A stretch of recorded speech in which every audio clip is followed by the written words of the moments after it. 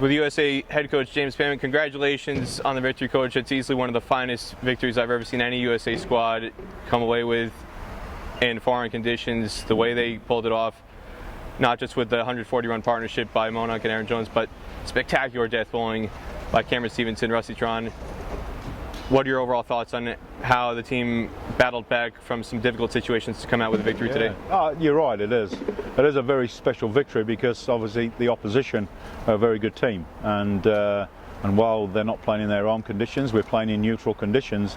I guess given their experience and where we've come from, it is a fantastic victory. And I guess it was built on delivering, I guess, as close to perfect as what we could around our performance plans. So to get 280 was a great achievement after the start that we got. But yeah, we did lots of things really well throughout the game. And I guess the exciting thing is that there's some other things that we could do even better as well. So the guys will take great confidence from it, and we'll take the learnings of what we could do better, and we'll certainly celebrate a fantastic win. That partnership between Monank Patel and Aaron Jones, 140 runs, tied for the 10th highest partnership for any wicket in USA's 50-over cricket history. Phenomenal stand. And it was phenomenal in a sense because it was so simplified, doing a lot of things that USA has struggled with in recent times.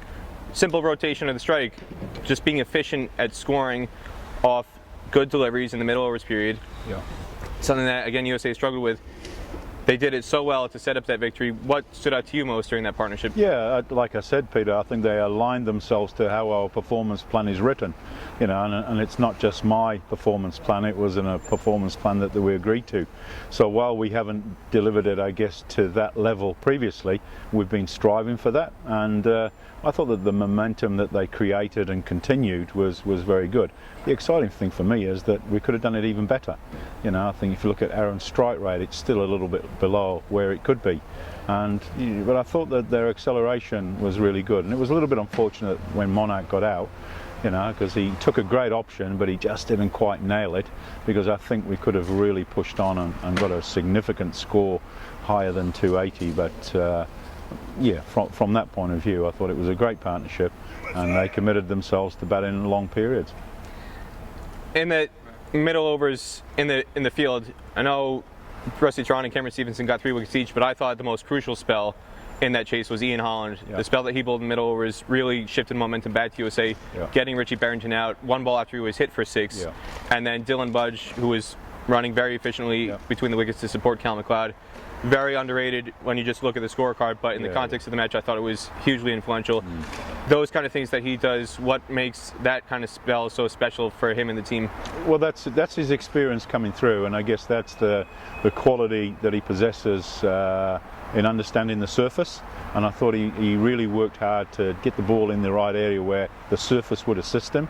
So his ability to bowl slower balls, his ability to, I guess, change pace and bowl to a set field was really important. And it was also important that we got more overs out of him today, because we lost Karima, who's not a banker for 10, but generally in these conditions he'll bowl 10 for maybe 35 or 40 and maybe pick up a wicket or 2. So Ian's filled a little space there, but he's delivered, I guess, his skills to a very high level. So it's really balanced out that effort that we put on in the field. Update on his injury, Karima's injury?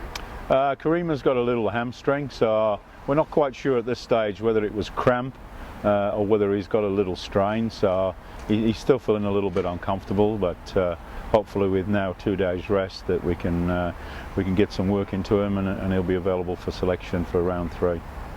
Okay. And so when we know you were playing with the Kookaburra ball, which kind of stops swinging after this 3rd or 4th over. Correct me if I'm wrong, but so I've been seeing that USA is kind of slow to get off the blocks, especially in the first power play. So when do you actually assess what's a good total on the wicket? Do you have designated readers of the wicket that you have in the team? What sort of mechanism, or what sort of what do you do basically? If you can take me through that. Well, we assess. Yeah, basically it's the job of the batsman out there in the middle to make the early assessment, and then as partnerships are developing, the communication keeps coming back. I guess every 5 overs we want to know what the target is for the next 5. We want to know what's happening. Is it swinging? Is it seaming? Is it staying low? Is it spinning when the spinners come into it? What are they trying to do? So that assessment is going on all the time.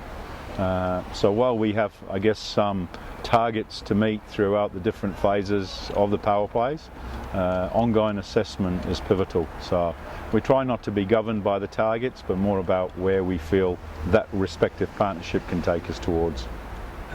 So has there been a thought put in by the team management to actually have one of the openers bat in a free or enterprising manner, if I can put it like that?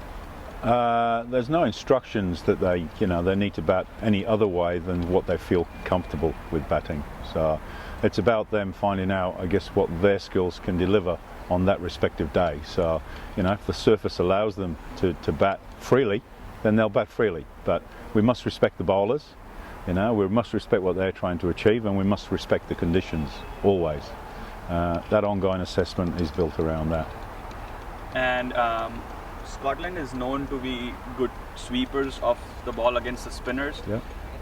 We saw plenty of boundaries scored against the spinners in the sweep shot. So did you have any sort of plans to counter that particular mindset of theirs? Absolutely. We watched a lot of videos where they'd done it successfully and where they hadn't done it successfully, and they're obviously very proficient at it. And we try to make it hard for them to do that. I guess they got away with a couple. Other times there was opportunities created that we just didn't follow our way. But we'd certainly watched it very closely and felt that we'd come up with plans to bowl lines and lengths and obviously different paces to different respective players. So how do you think the execution went today for the spinners, countering the sweeping finesse of the Scottish players? Out of 10? Yeah, I mean, out of 10. Well, to be honest, I haven't really gone back over the video and reflected it. I'm not sure if we took a wicket when one of their guys was sweeping, but maybe we restricted them to sweeping less. You'll probably have to ask them that, because they'll probably be a better indicator of that. But I'll look at the video and we'll work out how well we did our job in relation to how we scouted and how we planned, and we'll come up with another plan if we didn't do it as well as what we'd like for when we play them next time. But ultimately we've won the game and they didn't sweep their way to victory, so I'm very happy. Any sort of positives that you can think of? Apart from winning the game? Hey? No, as in, what do you take home? Yeah, we take home 4 points. We take home, as Peter said, probably the greatest victory USA cricket's ever had. So I'm not sure if it gets any better than that, unless from the personal point of view of the players. They're very happy. Yeah, so they'll take away confidence of beating a very good team. And they'll take away confidence from delivering our performance plan very close to how we want it to be played. So we've had a very good day, but there's also things that we can do better. And we'll work hard, I guess, to analyse that and bring a better version of ourselves when we play against UAE in the next game, and then after that we'll get excited about playing these guys again, because these guys are a good team. They're a good team, and for us to beat a team like this it's a massive feather in our cap, but we're hungry for more.